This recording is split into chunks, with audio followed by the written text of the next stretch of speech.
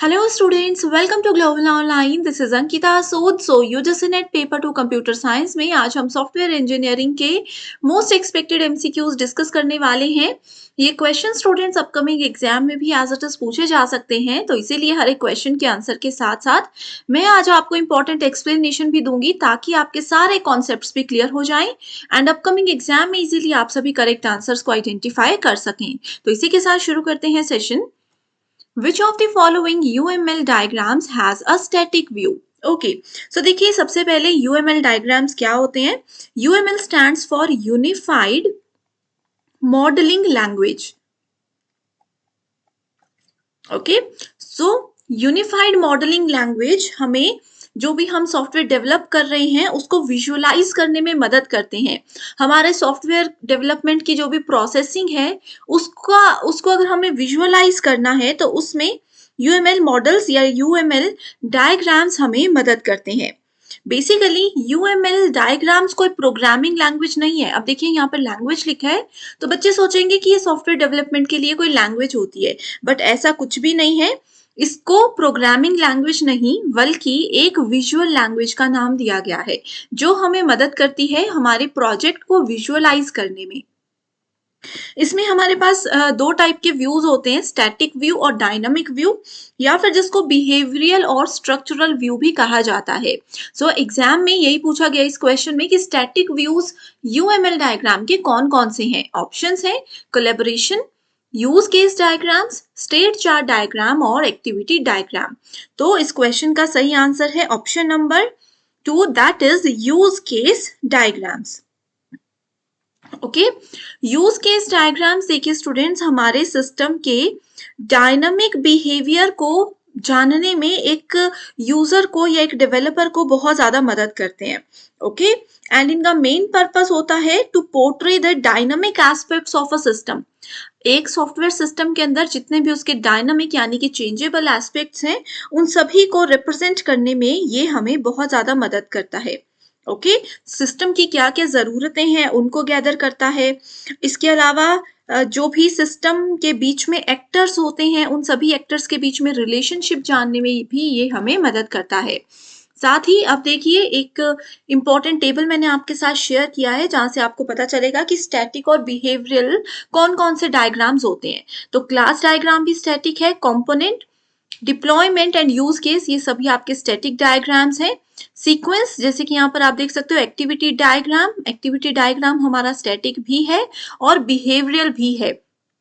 साथ ही state chart diagram होता है बिहेवियरल डायग्राम. तो इस चार्ट से आप लोगों को एक लिस्ट नोट कर लेनी है, अपकमिंग एग्जाम में ये आपको हेल्प करेगा. इसी के साथ आगे बढ़ने से पहले स्टूडेंट्स आपको बता दूं कि एग्जामिनेशन को फर्स्ट अटेम्प्ट में क्वालिफाई करना चाहते हो तो आप लोगों को एग्जाम ओरिएंटेड प्रिपरेशन करना बहुत ज्यादा जरूरी है. ठीक है, इसके लिए हम पेपर 2 कंप्यूटर साइंस का एक न्यू कोर्स आपके लिए लेकर आए हैं. इस कोर्स की खास बात यह है कि एग्जाम तक यहाँ पर हम आपका पूरा सिलेबस कवर करवा देंगे. इसमें आपको full syllabus notes, full syllabus video lectures मिल जाते हैं. मॉक टेस्ट के साथ साथ प्रैक्टिस के लिए आपको गेट के और यूजीसी नेट के प्रीवियस ईयर क्वेश्चंस भी हम करवाएंगे ताकि आपको ये भी पता चलता रहे कि एग्जाम में कैसे क्वेश्चंस पूछे जाते हैं. एंड न्यू बैच हमारा इसके लिए स्टार्ट होने वाला है नेक्स्ट मंडे यानी कि 29 अप्रैल से हमारा न्यू बैच स्टार्ट हो रहा है. एंड इस बैच के साथ स्टूडेंट्स मैं आपको कंप्लीट पेपर 1 बिल्कुल फ्री प्रोवाइड करवा रही हूँ जहां पर डेली 3 लाइव लेक्चर्स के साथ पेपर 1 का भी आप पूरा बेनिफिट उठा सकते हो.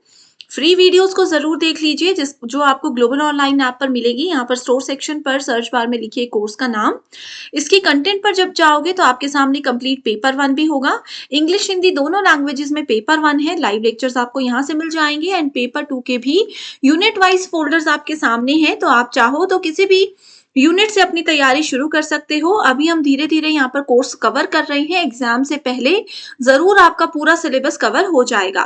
तो स्टूडेंट्स आपको गिवन नंबर्स पर व्हाट्सएप के जरिए कांटेक्ट करना है एंड इस कोर्स की सारी इंफॉर्मेशन आपको मिल जाएगी. Which of the following is not one of the principles of agile software development methods? Okay, so agile software development method बहुत important होता है. ये एक बेस्ट सॉफ्टवेयर डेवलपमेंट टेक्निक मानी गई है, एक सॉफ्टवेयर डेवलपमेंट का बेस्ट मेथड माना गया है. क्योंकि इसमें कस्टमर की बहुत ही ज्यादा इन्वॉल्वमेंट रहती है. अगर मान लीजिए आप एक क्लाइंट हो, आप हमसे सॉफ्टवेयर बनवा रहे हो और हम आपको बोलें कि अभी थोड़ी-सी रिक्वायरमेंट्स बता दीजिए, डेली हम आपको अपडेट देंगे, डेली हमने जितना काम किया वो हम आपको बताएँगे और उसके बाद भी अगर आपको अपनी रिक्वायरमेंट्स या फिर डिज़ाइन या फिर किसी भी चीज़ में चेंजेस करने हैं, तो वो आप कर सकते हो। ये फैसिलिटी हमें अजाइल मॉडल देता है, इसीलिए इसको कस्टमर के एंड पर बेस्ट मॉडल माना जाता है। इस मॉडल का मेजर पॉइंट होता है कि कस्टमर को कैसे सेटिस्फाई किया जाए। तो कस्टमर सेटिस्फेक्शन ही एजाइल मॉडल का एक मेजर ऑब्जेक्टिव होता है। इसमें किस चीज़ पर ध्यान नहीं दिया जाता, तो देखिए कस्टमर इन्वॉल्वमेंट, ये तो मैंने आपको बताया कि कस्टमर से रोज़ डिज़ाइनर्स की बात होती है कि भाई आज हमने ये काम किया, कल हम ये करने वाले हैं, तो इसमें कुछ अपडेशन है तो बता दीजिए। तो कस्टमर इन्वॉल्वमेंट होती है, बट ये गलत होगा क्योंकि हमें नॉट पर फोकस रखना है। इंक्रीमेंटल डिलीवरी का मतलब है कि आज हमने छोटा सा काम किया, वो हम सबमिट करेंगे, फिर अगले दिन हम थोड़ा सा काम करेंगे, वो सबमिट करेंगे। तो ये इंक्रीमेंट धीरे धीरे करके क्या होता है, हम इसमें काम करते हैं, थोड़ा थोड़ा करके इंक्रीमेंट होता है। बट ये भी यहाँ पर सही आंसर नहीं है। चेंजेस करने के लिए भी, रिक्वायरमेंट चेंजेस, डिजाइन चेंजेस की भी इसमें पावर होती है, ये भी आंसर नहीं है। So not a principle of agile model is following the plan. तो यहाँ पर एक प्रॉपर प्लान को फॉलो नहीं किया जाता, यहाँ पर सिर्फ आज आपने जो काम किया और कल आप क्या काम करने वाले हो, इतना ही फोकस रहता है, इससे ज्यादा कुछ भी नहीं होता। सो करेक्ट आंसर है option number 1। Next question, software validation mainly checks for inconsistencies between what. तो सॉफ्टवेयर वैलिडेशन हमें बोलता है कि देखिए हम लोगों ने पेपर 1 रिसर्च में भी वैलिडेशन पढ़ा था। सो उसमें भी हमने ये पढ़ा था कि वैलिडेशन कहता है कि एक क्लाइंट की उस पर्टिकुलर सॉफ्टवेयर से क्या-क्या रिक्वायरमेंट्स हैं, क्या हम उन रिक्वायरमेंट्स को पूरा कर पा रहे हैं? क्या सॉफ्टवेयर उन सभी रिक्वायरमेंट्स को फुलफिल कर पा रहा है या फिर नहीं? हम सही सॉफ्टवेयर बना रहे हैं या नहीं? ये चेक करने के लिए वैलिडेशन को सॉफ्टवेयर डिजाइनिंग के समय पे यूज किया जाता है। बट यहाँ पर बोला है कि software validation mainly checks for inconsistencies between, दो चीजों के बीच में इनकंसिस्टेंसी को चेक करने के लिए हम वैलिडेशन को यूज करते हैं। तो वो इनकंसिस्टेंसीज क्या क्या हैं? Use cases, user requirements, implementation and system design blueprints, detailed specification user requirements और function specifications and use cases। तो इसका सही आंसर है option number 3, that is detailed specifications, यानी कि क्लाइंट ने हमें क्या क्या स्पेसिफिकेशंस दी थी कि उनके सॉफ्टवेयर के अंदर क्या क्या चीजें होनी चाहिए और यूजर की क्या क्या रिक्वायरमेंट्स हैं, वो एक्चुअल में हम फुलफिल कर पा रहे हैं या नहीं। ये दोनों चीजों को वैलिडेशन चेक करता है। मैं उम्मीद करती हूँ स्टूडेंट्स ये सेशंस आपको पसंद आ रहे हैं। अगर आप चाहते हो कि इसी तरीके से मैं हर एक यूनिट के इम्पोर्टेंट क्वेश्चंस पे डिटेल्ड वीडियोस आपके लिए लाऊं, तो आप मुझे कमेंट जरूर कीजिए ताकि मैं जरूर इस सीरीज को कंटिन्यू रखूं। Okay, identify the correct order of the following 5 levels of capability maturity model from lower to higher। okay, so देखिए capability maturity model यानी कि CMM में टोटल हमारे पास 5 डिफरेंट लेवल्स होते हैं। ओके, ये हर एक कंपनी को ये बताता है कि जो भी सॉफ्टवेयर आप डेवलप कर रहे हो वो कितनी कैपेबिलिटी रखता है। ठीक है, कितनी मेच्योरिटी से आप लोग सॉफ्टवेयर्स को डेवलप कर रहे हो, कि प्रॉपर प्लानिंग के साथ, प्रॉपर सॉफ्टवेयर अपडेटेड फीचर्स के साथ आप सॉफ्टवेयर बनाते हो या नहीं। ये सब चीजें अगर देखनी है तो CMM हमें मदद करता है। इसके 5 लेवल्स होते हैं, जिसमें सबसे पहला लेवल, देखिए इजी है क्वेश्चन, सबसे पहला लेवल होगा इनिशियल लेवल। किसी भी चीज को जब शुरू करते हैं तो वो इनिशियल ही होता है। तो इनिशियल, तो अरे सब में इसी है, यहां से हम आइडेंटिफाई नहीं कर पा रहे हैं आंसर को, तो दूसरा देख लेते हैं। ठीक है, दूसरा आ जाता है हमारे पास रिपीटेबल, राइट। सो देखिए इनिशियल स्टेज पे क्या होता है, पहले मैं ये बताती हूँ। जो भी सॉफ्टवेयर हम बना रहे होते हैं उसमें कोई प्लान नहीं होता।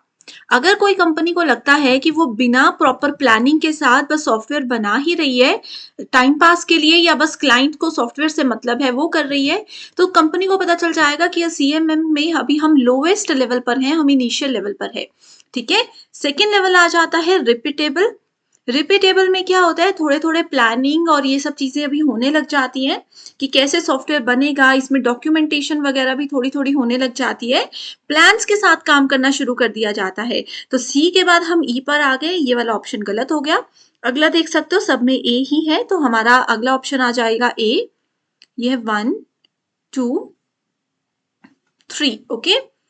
फोर्थ आ जाता है मैनेज्ड। यहाँ पर हम समझने लग जाते हैं कि जो भी काम हमने किया है उसको कैसे मैनेज करना है, उस काम को कैसे मेजर करना है, ये बहुत इंपॉर्टेंट होता है। ये है fourth level. And fifth level है ऑप्टिमाइजिंग, ठीक है, कि उस चीज को कैसे हम प्रेजेंट कर रहे हैं।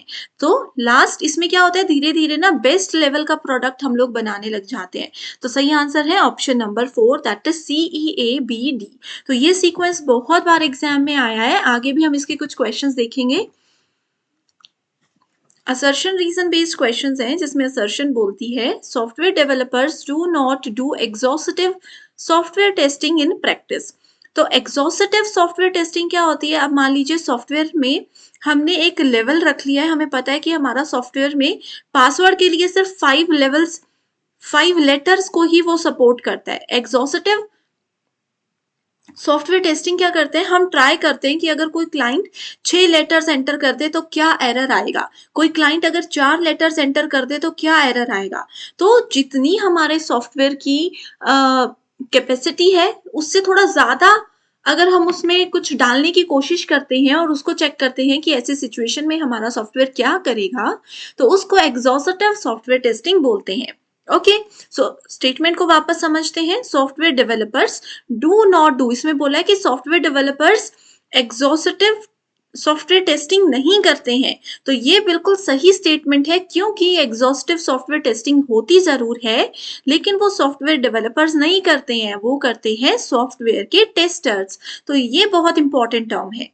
ओके, तो फर्स्ट स्टेटमेंट तो ट्रू है। सेकंड बोलती है if for small inputs exhaustive testing is too computationally intensive takes too long to run all the tests. ये बोलता है कि छोटे छोटे इनपुट्स के लिए भी सॉफ्टवेयर टेस्टिंग, अगर एग्जॉस्टिव टेस्टिंग हम करते हैं तो वो बहुत टाइम लगा देता है। ठीक है, तो ये वाला रीजन भी इसका सही है।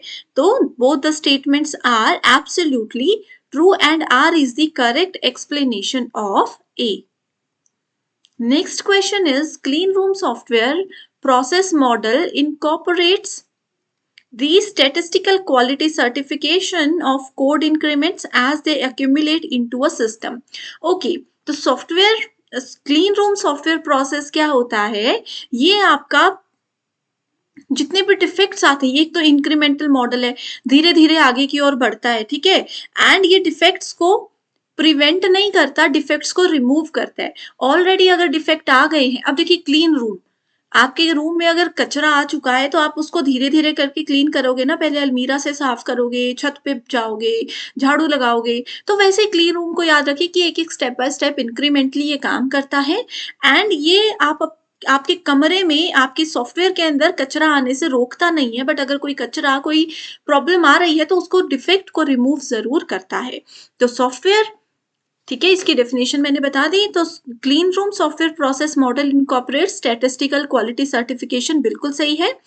कोड इंक्रीमेंट बिल्कुल सही है। As they accumulate into a system यहाँ पर गलत आ गया, ठीक है, इनटू अ प्रोजेक्ट अगर इधर टर्म होती तो ये क्वेश्चन ऑप्शन स्टेटमेंट जो है वो सही थी। सेकेंड स्टेटमेंट बोलती है clean room software engineering follows the classical design analysis, design, code, test, debug cycle to develop, focus on defect removal then defect prevention. अभी मैंने आपको बताया कि ये फोकस करता है डिफेक्ट्स को रिमूव करने में, ना कि डिफेक्ट्स को प्रिवेंट करने में। तो इस अकॉर्डिंग आप देखोगे तो सही आंसर है आपका both. No, first statement is false and second is true.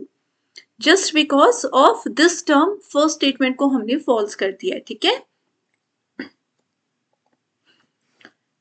If every requirement stated in the software requirement specification has only one interpretation, SRS को ऐसे केस में क्या बोलेंगे? तो देखिए SRS क्या होता है, सॉफ्टवेयर रिक्वायरमेंट स्पेसिफिकेशन। अब आप मान लीजिए एक सॉफ्टवेयर के क्लाइंट हो, आप सॉफ्टवेयर बनवाने जा रहे हो किसी डेवलपर के पास, किसी डिजाइनर के पास, आपने एक डॉक्यूमेंट बना देना है, ठीक है? जिसमें आपने लिख दिया कि सॉफ्टवेयर के लिए मेरी ये रिक्वायरमेंट्स हैं, मुझे ये फीचर्स मेरे सॉफ्टवेयर में चाहिए। तो वो एसआरएस सबसे पहला जो है वो क्लाइंट लिख कर देता है। दूसरा एसआरएस फिर उनकी रिक्वायरमेंट्स को अच्छे से समझने के बाद जो डेवलपर हैं वो करके देते हैं। ठीक है? तो एसआरएस में बहुत सी चीज़ें होती हैं जो कि हमें क्लियरली मेंशन करनी होती है। अब इसमें एक प्रॉपर्टी बहुत इंपॉर्टेंट होती है कि एक टर्म आपको ऐसी लिखनी होती है, मतलब कभी भी कुछ आप लिख रहे हो ना एसआरएस में, कुछ लिस्ट बना रहे हो, तो हर एक जो आपकी रिक्वायरमेंट है उसका मीनिंग बहुत क्लियरली डिफाइन होना चाहिए कि इस शब्द से या इस स्टेटमेंट से आपका क्या मतलब है। यही चीज इस क्वेश्चन में पूछी है कि एसआरएस में अगर आप किसी बात का वन इंटरप्रिटेशन देते हो तो उसको क्या नाम दिया गया है, तो उसको नाम दिया गया है अनएम्बिगुअस। ठीक है? अनएम्बिगुअस का मतलब ये होता है किसी बात का एक ही मीनिंग। अब देखो कई बार मैं अगर आपको बोल दूं, मान लो कि आज तो तुम बहुत अच्छे लग रहे हो, ठीक है? तो इस बात के 2 मीनिंग हो सकते हैं। सामने वाला बोलेगा अच्छा, आज मैं अच्छा लग रहा हूँ, मतलब बाकी के दिन मैं अच्छा नहीं लगता। लेकिन मैंने अपने एंड पर कहा था कि आज तुम बहुत अच्छे लग रहे हो, बस बाकी के दिन के साथ मैंने कंपेयर ही नहीं किया था। तो सॉफ्टवेयर के दौरान एसआरएस में भी यही बोला जाता है कि आपको स्टेटमेंट्स इतनी क्लियरली मेंशन करनी है कि उससे सिर्फ एक ही मीनिंग निकले, सामने वाला पर्सन कोई गलत मीनिंग उसका ना निकाल ले। तो उस टर्म को अनएम्बिगुअस बोला जाता है। The model in which the requirements are implemented by its category is what? So कौन सा मॉडल है जिसमें रिक्वायरमेंट्स को उनकी कैटेगरी के हिसाब से इंप्लीमेंट किया जाता है। जब भी हम कैटेगरी के हिसाब से इंप्लीमेंटेशन की बात करते हैं, इसका मतलब है हम इवोल्यूशनरी डेवलपमेंट मॉडल की ही बात कर रहे हैं। ओके, सो ये आप लोगों के लिए जानना बहुत ही ज्यादा जरूरी हो जाता है। ठीक है, यहाँ पर ना वाटरफॉल मॉडल तो देखिए बिल्कुल बेसिक मॉडल होता है। ऑलरेडी भी इस पे सेपरेट एमसीक्यूज और theory sessions global online app पे आपको मिल जाएंगे। वाटरफॉल मॉडल को हम लोग basic software development life cycle model भी बोलते हैं, क्योंकि बाकी के जितने भी डेवलपमेंटल मॉडल्स हैं वो सभी इसके साइकिल पे और इसके प्रोटोकॉल्स के ऊपर काम करते हैं। ठीक है, वाटरफॉल मॉडल जो भी बड़े बड़े प्रोजेक्ट्स होते हैं, कॉम्प्लेक्स सॉफ्टवेयर प्रोजेक्ट्स होते हैं, उनमें हम लोगों को बहुत मदद करता है। वहीं अगर हम लोग प्रोटोटाइपिंग मॉडल की बात करें, तो प्रोटोटाइपिंग मॉडल आपका एक एक अजाइल मॉडल के अंदर आता है, उसी का एक टाइप माना जाता है। अजाइल मॉडल में मैंने आपको बताया कस्टमर सेटिस्फेक्शन जरूरी होती है, कस्टमर की इन्वॉल्वमेंट बहुत ज्यादा वहां पर रहती है। वैसे ही प्रोटोटाइपिंग मॉडल में भी कस्टमर की इन्वॉल्वमेंट बहुत ज्यादा रहती है। एंड प्रोटोटाइपिंग मॉडल को हम तब यूज करते हैं जब सामने वाले कस्टमर को कुछ भी पता ना हो, उनको सिर्फ ये पता है कि भाई हमारा ये बिजनेस है और इस बिजनेस के लिए हमें एक वेबसाइट बनानी है जिसके अंदर ये फीचर्स होने चाहिए, XYZ फीचर्स होने चाहिए। इसके अलावा क्या क्या SRS होते हैं, कैसे कैसे काम करना है, रिक्वायरमेंट्स को कैसे क्लियरली स्पेसिफाई करना है, ये सब अगर क्लाइंट को नहीं पता तो ऐसे केस में प्रोटोटाइपिंग मॉडल को हम लोग यूज करते हैं। ठीक है, प्रोटोटाइपिंग मॉडल में एक्चुअली हम क्या करते हैं, जब क्लाइंट आते हैं वो अपने रिक्वायरमेंट हमें बताते हैं, हम उनको डायरेक्टली उनका प्रोजेक्ट दिखेगा कैसे, उसका एक रफ डिजाइन बनाकर दिखा देते हैं कि ये आपका होम पेज है, ये आपका लॉगिन पेज है, यहाँ पर कस्टमर को ऐसे आपके प्रोडक्ट्स दिखेंगे। तो एक प्रोटोटाइप बनाकर देते हैं कि आपका फाइनल प्रोडक्ट कैसे दिखेगा। तो वहीं से कस्टमर फिर क्या करते हैं, उस डिजाइन को फाइनलाइज करते हैं। उनको ये मतलब नहीं होता कि इंटरनली आप सॉफ्टवेयर को कैसे बना रहे हो, उनको सिर्फ इतना मतलब है कि हमारा सॉफ्टवेयर दिखेगा कैसे और जो मेन काम हमारे बिजनेस का है, हमारे सॉफ्टवेयर का है, वो होगा या नहीं। ठीक है, इस क्वेश्चन में मैं सही आंसर बता चुकी हूँ, इवोल्यूशनरी डेवलपमेंटल मॉडल।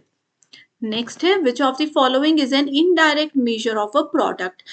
प्रोडक्ट जब भी हम सॉफ्टवेयर प्रोडक्ट बनाते हैं तो उसमें 2 टाइप के मेजर होते हैं, एक होता है डायरेक्ट मेजर और एक होता है उसका इनडायरेक्ट मेजर। ठीक है, डायरेक्ट मेजर में आता है लाइन ऑफ कोड वगैरह की, कैसे हम प्रोजेक्ट बना रहे हैं, कितने लाइन ऑफ कोड्स होंगे। और इनडायरेक्ट मेजर में आ जाते हैं कि प्रोजेक्ट की या सॉफ्टवेयर की क्वालिटी क्या है, ठीक है, कितना कॉम्प्लेक्स वो सॉफ्टवेयर हमने इंटरनली बनाया है, वो सॉफ्टवेयर रिलायबल है या नहीं है, वो सॉफ्टवेयर मेंटेनेबल है या फिर नहीं है, ये सब चीज़ें कहाँ आती हैं, इनडायरेक्ट मेजर्स ऑफ प्रोडक्ट के अंदर आती हैं। तो यहाँ पर देखिए क्वालिटी, कॉम्प्लेक्सिटी और रिलायबिलिटी तीनों टर्म्स लिखी गई हैं, इसीलिए हमारा सही आंसर है option number 4, that is all of these are absolutely true and taken under the category of indirect measures of a product.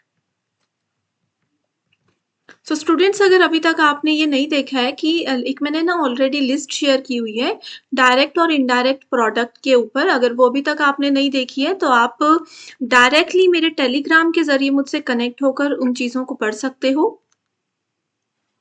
ये है स्टूडेंट्स मेरा टेलीग्राम ग्रुप, जहाँ पर आप सभी स्टूडेंट्स हमारे साथ डिस्कस भी कर सकते हो। सभी के लिए ये ग्रुप बिल्कुल ओपन है। आपके जो भी डाउट्स हैं या जो भी रिक्वायरमेंट्स है, कुछ पीडीएफ चाहिए, कुछ किसी टॉपिक में पेपर 1 या पेपर 2 में हेल्प चाहिए, तो आप इस ग्रुप को ज़रूर ज्वाइन कर सकते हो। मैं हमेशा यहाँ पर आपकी मदद करूँगी। Okay, next question cohesion and coupling में से आया है। सो बहुत ही ज्यादा इंपॉर्टेंट है, हर साल इसमें से क्वेश्चन आता ही है। तो देखिए क्या पूछा गया है। कोहिजन के कुछ टाइप्स होते हैं, आपको बेस्ट टू वर्स्ट इनको सेलेक्ट करना है। ठीक है, बेस्ट टू वर्स्ट आपको सेलेक्ट करना है। सो कोहिजन में सबसे पहला, सबसे इंपॉर्टेंट बेस्ट कोहिजन जो होता है वो होता है हमारे पास सिक्वेंशियल, सिक्वेंशियल कोहिजन। अब आप लोग बुक देखोगे या फिर इंटरनेट पे देखोगे तो सिक्वेंशियल से पहले भी एक कोहिजन होता है जो कि है functional.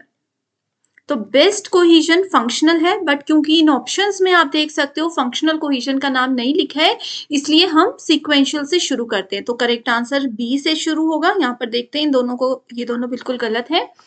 Then we have communicational.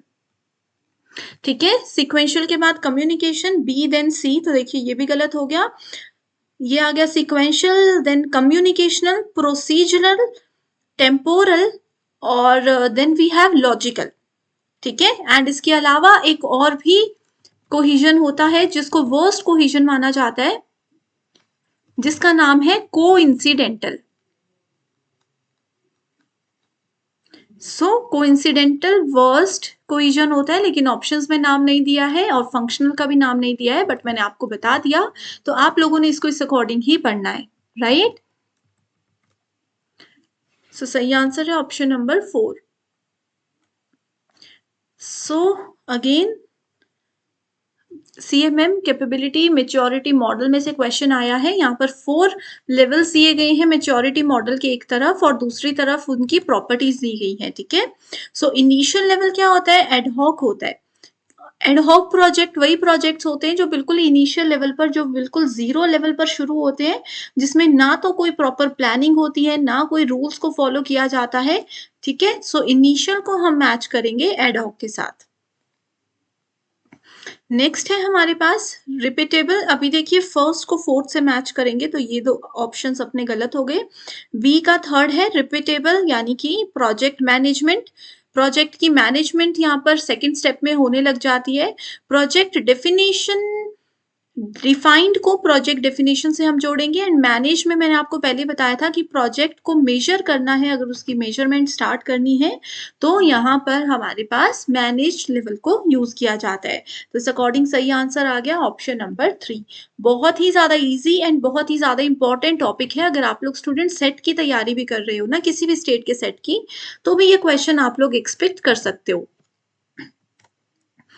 Which of the following are behavioural testing techniques. So अभी मैंने आप लोगों को बताया बिहेवियरल टेस्टिंग टेक्निक्स क्या होता है, जो हमारे एक सिस्टम का बिहेवियर हमें बताता है कि एक अलग एनवायरनमेंट में अगर हम सिस्टम को रन करते हैं तो वो कैसे काम करेगा।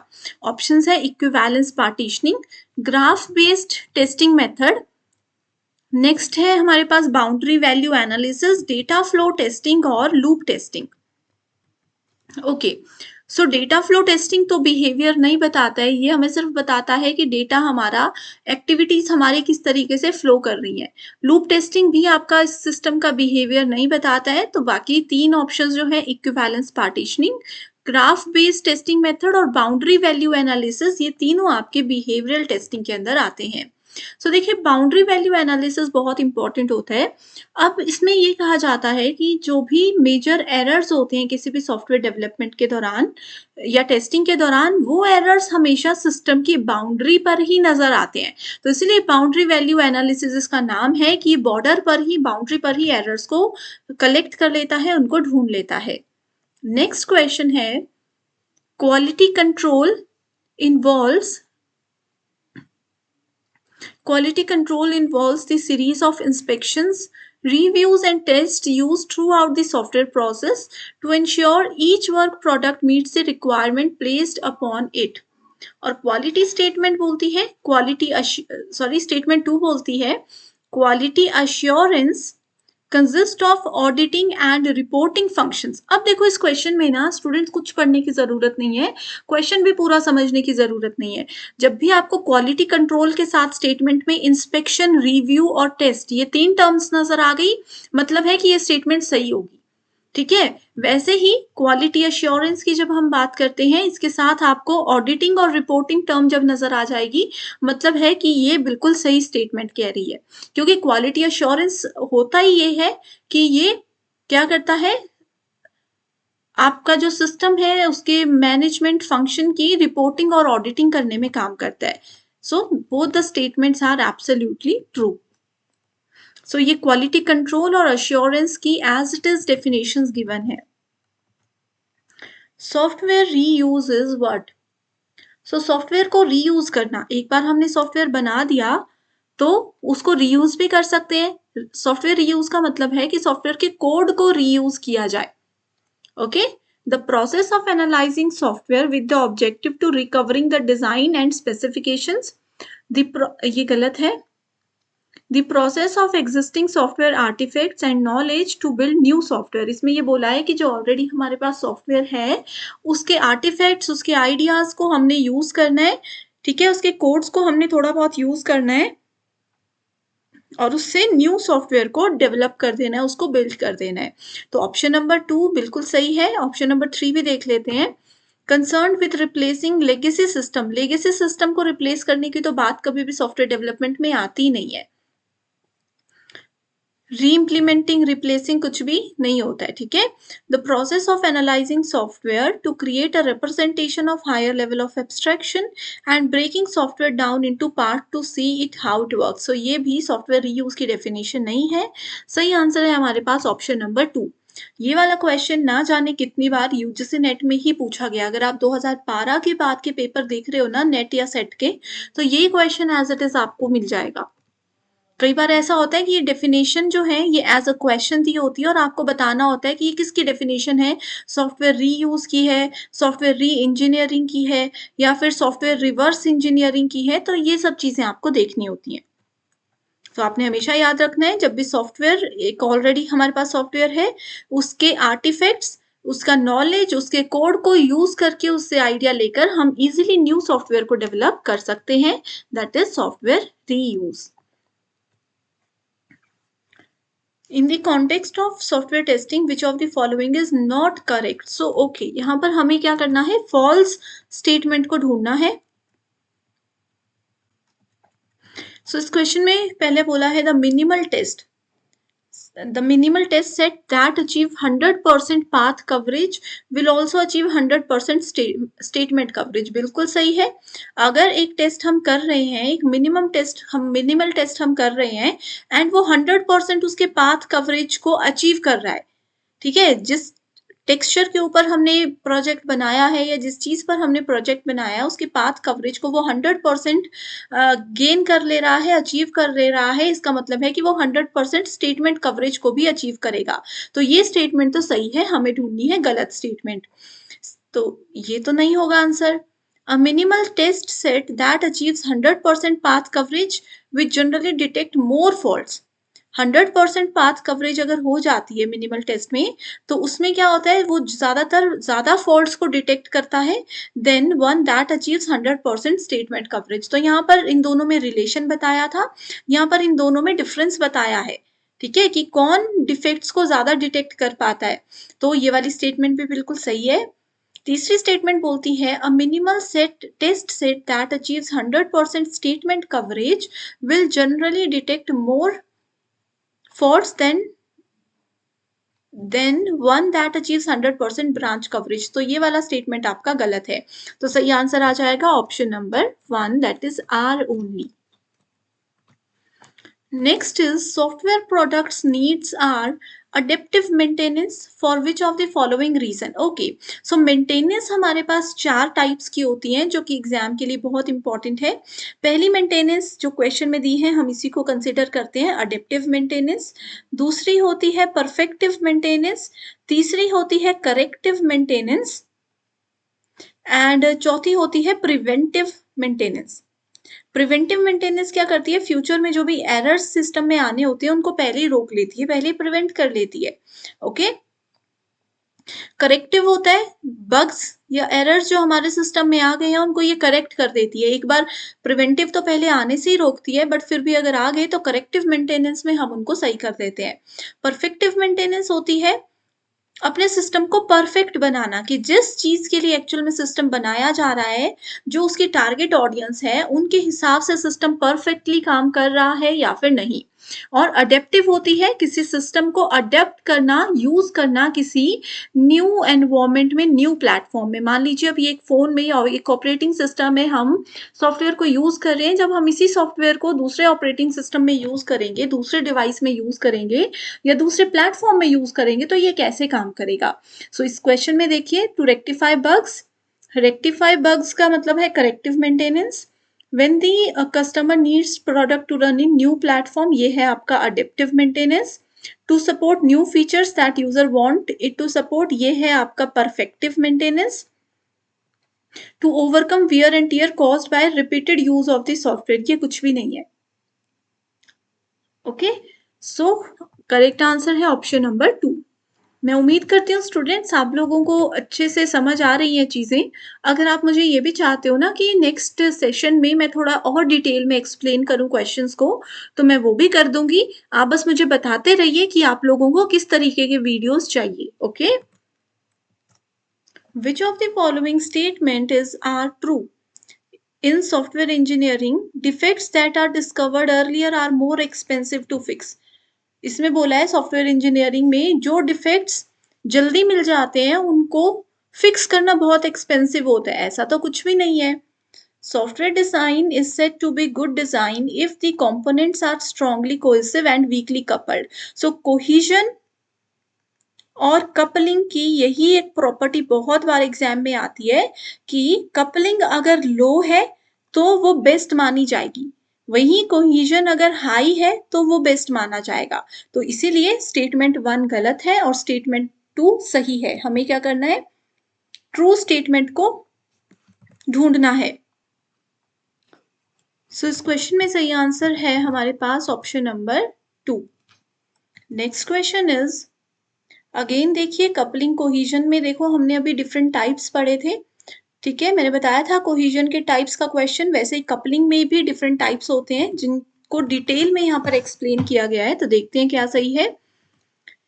Common coupling occurs when two module share same global data. इसमें बोलते हैं जब दो मॉड्यूल्स एक ही डेटा को यूज कर रहे हैं, ठीक है, शेयर कर रहे हैं, तो उसको कॉमन कपलिंग बोला जाता है। बिल्कुल सही है। अगली स्टेटमेंट क्या बोलती है, control coupling occurs when module share composite data structure. So composite data structure control coupling कभी भी यूज नहीं करती। कंट्रोल कपलिंग क्या करता है जब एक मॉड्यूल किसी दूसरे मॉड्यूल को कंट्रोल करता है, उसकी प्रोसेसिंग को और चीजों को कंट्रोल करने लगता है, तो वो कंट्रोल कपलिंग होता है। और कंपोजिट डेटा स्ट्रक्चर की जब हम बात करते हैं तो वो हमेशा आपका स्टैम्प कपलिंग के अंदर आता है। ठीक है, तो इसलिए ये वाली स्टेटमेंट गलत है।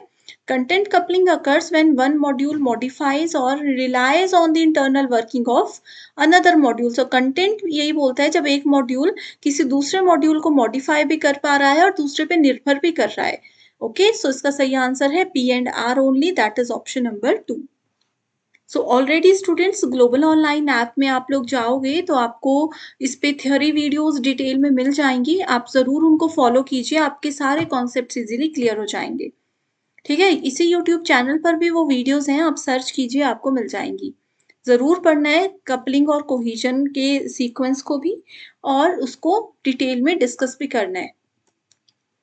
Which one of the following is not typically provided by source code management software?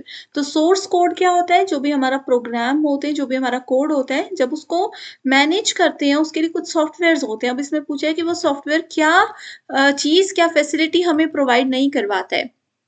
Synchronisation ये हमें मिलता है। वर्जनिंग एंड रिवीजन हिस्ट्री ये भी हमें ये प्रोवाइड करवाता है।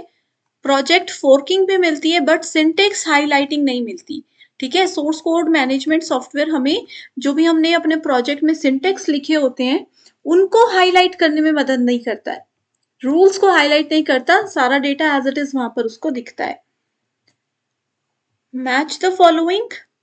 ओके, सो मॉडल्स दिए हैं तो देखिए waterfall, evolutionary, component based software engineering और स्पाइरल डेवलपमेंट मॉडल। सो स्पाइरल मॉडल क्या होता है? ये रिस्क के लिए, रिस्क मैनेजमेंट के लिए, रिस्क को ढूंढने के लिए सबसे बेस्ट मॉडल आज तक का माना गया है। तो जब भी रिस्क मैनेजमेंट की बात आती है, रिस्क को ढूंढने की बात आती है, so always go for spiral development model.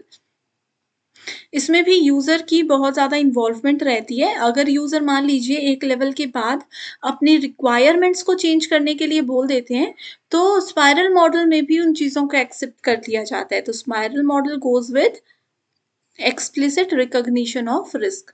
So fourth को हम सी से मैच करेंगे एंड यहाँ पर देखिए इससे हमने ये दो ऑप्शंस हटा दिए हैं।